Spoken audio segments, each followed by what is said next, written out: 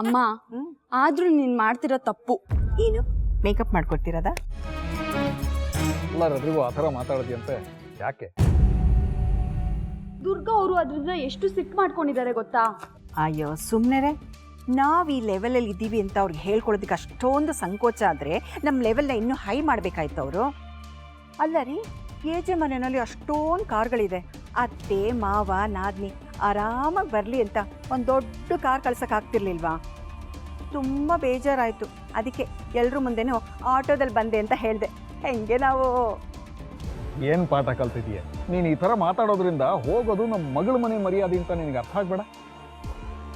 ಚಂದ್ರಶೇಖರ್ ಸ್ವಾಮಿಗಳೇ, ತಮಗೇನು ಮಾಡೋಕ್ಕೆ ಕೆಲಸ ಇಲ್ಲ ಅಂದರೆ ಸುತ್ತಮುತ್ತ ನೋಡಿ, ಯಾವುದಾದ್ರೂ ನಿಂತು ಹೋಗಿರೋ ಗಡಿಯಾರಗಳಿದ್ರೆ ಅದ್ರ ಬಗ್ಗೆ ಗಮನ ಹರಿಸಿ. ಅಲ್ಲಿ ನೋಡ್ರಿ, ಸ್ಟೇಜ್ ಮೇಲೆ ಜಗಮಗ ಜಗಮಗ ಅಂತ ಬೆಳಗ್ತಾ ಇದೆ. ಅಲ್ಲಿ ನನ್ನ ಮಗಳು ಮೆರೆಯೋದಿಲ್ಲ, ನಾನು ಕಣ್ತುಂಬ್ಕೋಬೇಕು. ನಾನು ಹೋಗ್ತೀನಿ, ನೀವು ಬರ್ತೀರೋ ಇಲ್ವೋ? ನೀವು ಮುಂದೆ ನಡೀರಿ, ನಾವು ಹಿಂದೆ ಬರ್ತೀವಿ. ಹಾಗೆ ಮಾಡಿ.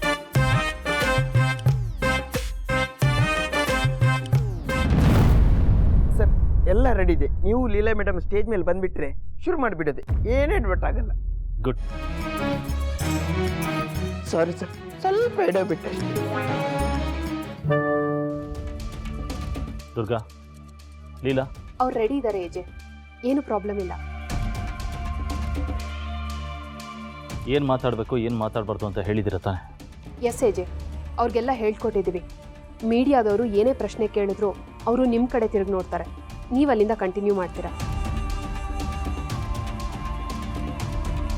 ಬಟ್ ಯಾವುದಕ್ಕೂ ಇನ್ನೊಂದು ಸತಿ ಮಾತಾಡಿ ಎಲ್ಲ ನೀಟಾಗಿ ಹೇಳಿ ಕರ್ಕೊಂಬರ್ಬೇಕು. ನೀವು ಹೇಳೋದು ಸರಿ ಏಜೆ, ನಾವೇನೋ ಹೇಳ್ಕೊಟ್ಟಿದ್ದೀವಿ, ಆದರೆ ಅವ್ರು ಯಾವ ಸಮಯದಲ್ಲಿ ಏನು ಮಾತಾಡ್ತಾರೆ ಅಂತ ಹೇಳೋಕ್ಕಾಗಲ್ಲ. ನೋ ದುರ್ಗಾ, ನಿನ್ನ ಬಾಯಲ್ಲಿ ಇಂಥ ಮಾತು ಬರಬಾರ್ದು.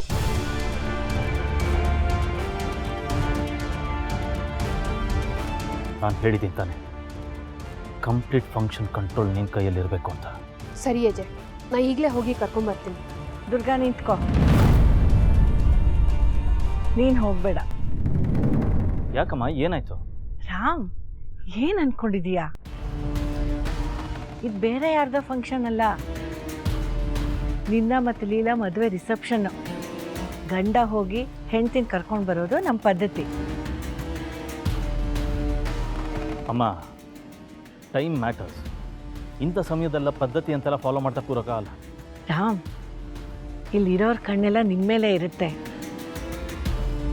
ನೀನು ಲೀಲಾ ಬೇರೆ ಬೇರೆಯಾಗಿ ಸ್ಟೇಜ್ ಹತ್ತಿದ್ರೆ ನೋಡಿದವ್ರಿಗೆ ಅನುಮಾನ ಬರಲ್ವಪ್ಪ? ಅಮ್ಮ, ಈಗ ಏನಾಯ್ತು? ಇದು ದುರ್ಗಾ, ಬೇರೆ ಯಾರೋ ಅಲ್ಲ. ರಾಮ್, ಇದು ನಿನ್ನ ಪರ್ಸ್ನಲ್ ವಿಷಯಪ್ಪ. ಇದಕ್ಕೆಲ್ಲ ಸೊಸೆರನ್ನು ಕಳಿಸೋದು ತಪ್ಪಾಗುತ್ತೆ. ಸಾಲದಕ್ಕೆ ಮೀಡಿಯಾದವರೆಲ್ಲ ಇಲ್ಲೇ ಇದ್ದಾರೆ. ಮದುವೆಲಂತೂ ಅವ್ರಿಗೆ ಯಾವ ವಿಷಯನೂ ಸಿಗಲಿಲ್ಲ, ಇಲ್ಲಾದರೂ ಸಿಗತ್ತಾ ಅಂತ ಕಾಯ್ತಿರ್ತಾರೆ. ಹೀಗೆಲ್ಲ ಇರೋವಾಗ ನೀನೇ ಯಾಕೆ ಸುಮ್ಮನೆ ಅನುಮಾನಕ್ಕೆ ಎಡೆ ಮಾಡಿಕೊಡ್ತೀಯ? ನನ್ನ ಮಾತು ಕೇಳು. ನಿನ್ನ ಹೆಂಡತಿಗೆ ಏನು ಗೊತ್ತು ಏನು ಗೊತ್ತಿಲ್ಲ ಎಲ್ಲ ಹೇಳ್ಕೊಟ್ಟು ನೀನೇ ಅವಳನ್ನ ಸರಿಯಾಗಿ ರೆಡಿ ಮಾಡಿಸಿ ಕರ್ಕೊಂಡು ಬಾ ಪ್ಲೀಸ್. ರಾಮ್, ಗಂಡ ಹೆಂಡತಿ ಇಬ್ಬರು ಒಟ್ಟಿಗೆ ಸ್ಟೇಜ್ ಹತ್ತೋದನ್ನು ನಾನು ನೋಡಬೇಕು.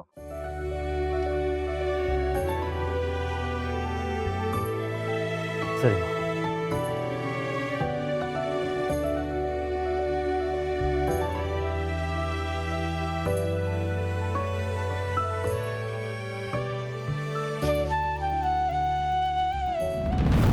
ನೋಡು, ತಪ್ಪಾಗಿದ್ದು ನನ್ನಿಂದ.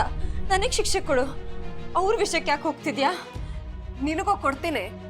ನೀನು ನಾನೇ ಸುಮ್ಮನೆ ಬಿಟ್ಬಿಡ್ತೀನಿ ಅಂತ ಅನ್ಕೊಂಡಿದ್ಯಾ?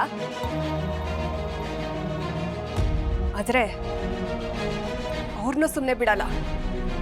ಶ್ವೇತಾ, ಅವರೆಲ್ಲ ತುಂಬಾ ಒಳ್ಳೆಯವರು. ಪ್ಲೀಸ್ ಅವ್ರನ್ನ ಬಿಟ್ಬಿಡು. ನಿನ್ನ ಅವ್ರ ಮನೆ ಸೊಸೆ ಮಾಡ್ಕೊಂಡ್ರು ಅಂತ ಅವ್ರಿಗೆಲ್ಲ ಒಳ್ಳೆಯವರು ಅಂತ ಹೇಳ್ತಿದ್ಯಾ ಅಲ್ವಾ? ಅವ್ರು ನಿಜವಾಗ್ಲೂ ಒಳ್ಳೆಯವರೇ ಆಗಿದ್ದಿದ್ರೆ ನನಗೆ ಕಾಂಪನ್ಸೇಷನ್ ಕೊಡ್ತಿದ್ರು. ಅಟ್ಲೀಸ್ಟ್ ನನಗೆ ಸಮಾಧಾನ ಆದ್ರೂ ಮಾಡ್ತಿದ್ರು. ಆದ್ರೆ ಎರಡೂ ಮಾಡ್ಲಿಲ್ಲ. ಅದ್ ಹೋದ್ರೆ ಹೋಗ್ಲಿ, ತಪ್ಪ ಮೇಲೆ ತಪ್ಪು ಮಾಡಿರೋ ನಿನಗೆ ಏನ್ ಪನಿಷ್ಮೆಂಟ್ ಕೊಟ್ರು? ಆರ್ತಿ ಮಾಡಿ ಮನೆ ತುಂಬಿಸ್ಕೊಂಡ್ರು. ಇಂಥವ್ರನ್ನ ನಾ ಸುಮ್ಮನೆ ಬಿಡ್ಬೇಕಾ? ಇಲ್ಲ ಇಲ್ಲ ಶ್ವೇತಾ, ಅವರೆಲ್ಲ ನೀ ಅನ್ಕೊಂಡಾಗಲ್ಲ. ಅವರೆಲ್ಲ ತುಂಬ ಒಳ್ಳೆಯವರು. ಏನೋ ಪ್ರೆಷರಲ್ಲಿ ನಿನ್ನ ಸಮಾಧಾನ ಮಾಡೋದು ಮರ್ತೋಗಿರ್ತಾರೆ. ನಿನ್ನ ಬಗ್ಗೆ ತುಂಬಾ ಫೀಲ್ ಮಾಡ್ಕೊಂಡಿರ್ತಾರೆ. ನೋಡು, ಬೇಕಿದ್ರೆ ನಾನು ನಿನ್ನ ಕೈ ಮುಗಿತೀನಿ. ಹಾಗೆಲ್ಲ ಮಾತ್ರ ಪ್ಲೀಸ್ ಮಾಡಬೇಡ. ನನಗೆ ಕೆಲವು ಕರ್ತವ್ಯಗಳಿದೆ, ಅದನ್ನೆಲ್ಲ ಮುಗಿಸಿ ನಾನು ಹೊರಟೋಗ್ಬಿಡ್ತೀನಿ. ಈ ಮನೆ ಬಿಟ್ಟೆ ಹೊರಟೋಗ್ತೀನಿ. ನೀನು ಆಮೇಲೆ ಏಜೇನ ಮದುವೆ ಆಗ್ಬೋದು. ನನ್ನ ತಲೆಗೆ ಹೊಡೆದು ಹೋದೋಳು ನೀನು. ನಿಮ್ಮ ಮಾತನ್ನ ನಾನ್ ನಂಬೇಕಾ? ನಾನ್ ಯಾರನ್ನೂ ನಂಬಲ್ಲ, ಯಾರನ್ನೂ ಸುಮ್ಮನೆ ಬಿಡೋದೂ ಇಲ್ಲ. ನನಗಾಗಿರೋ ಅನ್ಯಾಯಕ್ಕೆ ನ್ಯಾಯ ಸಿಗ್ಬೇಕು ಅಂದ್ರೆ ಎಲ್ರ ಮುಂದೆ ಆ ಮನೆಯವ್ರ ಮರ್ಯಾದೆ ಹೋಗ್ಬೇಕು. ನನಗ್ ಮೋಸ ಮಾಡ್ದೋರು ಅಂತ ಇಡೀ ಮೀಡಿಯಾದವ್ರಿಗೆ ಹೇಳ್ತೀನಿ. ನಾಳೆ ಖಂಡಿತವಾಗ್ಲೂ ನ್ಯೂಸ್ ಪೇಪರಲ್ಲಿ, ಟಿವಿಯಲ್ಲಿ ಏಜೆ ಮನೆ ಗೌರವ ಹರಾಜಾಗಿರುತ್ತೆ.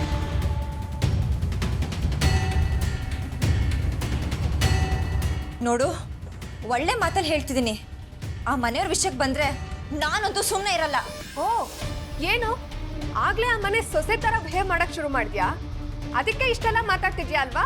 ಹೌದು ಅಂತಾನೆ ಅನ್ಕೋ. ಇನ್ನೊಂದು ಪಕ್ಷ ಏಜೆ ಬಗ್ಗೆ ಮಾತಾಡ್ತೀನಿ ಅಂತ ಹೇಳಿದ್ರೆ ನಾನು ಸುಮ್ಮನಾಗ್ತಿದ್ದೆ.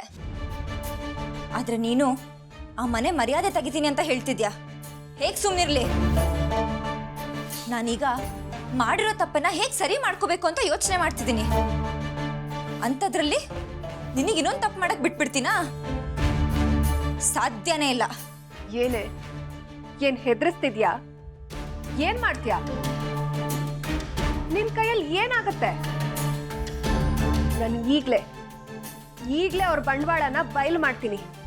ಏನ್ ಮಾಡ್ತೀಯ ನೀನು? ಅವತ್ತು ನಾನು ನಿನಗೇನು ಮಾಡಿದ್ನೋ ಮತ್ತಿವತ್ತು ಅದನ್ನೇ ರಿಪೀಟ್ ಮಾಡ್ತೀನಿ. ಅಪ್ಪ ಅಮ್ಮ, ಅಯ್ಯೋ ನನ್ನ ಕಂದ ಬಾಯ್ಲಿ, ಎಷ್ಟು ಚೆನ್ನಾಗಿ ಕಾಣಿಸ್ತಿದ್ಯೆ. ಈ ಡ್ರೆಸ್ನಲ್ಲಂತೂ ಬಾರ್ಬಿ ಡಾಲ್ ತರ ಕಾಣಿಸ್ತಿದ್ಯಾ ನೀನು. ದೃಷ್ಟಿನೇದಾಗುತ್ತೆ. ಹೌದಾ, ಇರು ದೃಷ್ಟಿ ತೆಗೆದು ಬಿಡ್ತೀನಿ. ಅಯ್ಯೋ ಅಮ್ಮ, ಏನ್ ದೃಷ್ಟಿ ಆಗಿದೆಯಾ ನಿನಗೆ. ನಾನು ಹೇಳ್ತೀನಿ, ಈ ಡ್ರೆಸ್ ಅಂತೂ ನಿನಗೆ ತುಂಬಾ ಚೆನ್ನಾಗಿ ಹೋಗ್ತಿದೆ. ಹೌದು, ನಿಮ್ದೇನಾದ್ರು ಹೇಳೋದಿದ್ಯಾ? ನಾನೇನು ಓಕೆ ಓಕೆ. ಇಲ್ಲಡಮ್ಮ, ಮೀಡಿಯಾದವರೆಲ್ಲ ನಿನ್ನನ್ನೇ ಹುಡ್ಕೊಂಡು ಬರ್ತಾರೆ. ಅವಾಗ ಸ್ವಲ್ಪ ನಂತರ ಲೆವೆಲ್ ಮೇಂಟೈನ್ ಮಾಡು. ಕೌಸಲ್ಯ, ಇರ್ರಿ, ಮಾತಾಡ್ತಾ ಇದ್ದೀನಿ. ಆಮೇಲೆ ಮೀಡಿಯಾದವರು ಏನಾದರೂ ಪ್ರಶ್ನೆ ಕೇಳಿದ್ರೆ ಈ ಸಕ್ಸಸ್ಗೆಲ್ಲ ನಮ್ಮಮ್ಮನೇ ಕಾರಣ.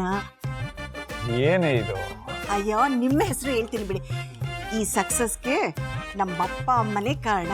ಅವರೇ ನಮ್ಮ ಬೇಸ್ಮೆಂಟು, ಪಿಲ್ಲರು, ಸ್ಟ್ರೆಂತು ಅಂತ ಸ್ವಲ್ಪ ಬಿಲ್ಡಪ್ ಕೊಡಮ್ಮ, ಎಲ್ಲರಿಗೂ ಗೊತ್ತಾಗ್ಲಿ. ಭಾಳ ಮುದ್ದ ಕಾಣಿಸ್ತಿದ್ಯಾ ಕಣೆ ನೀನು.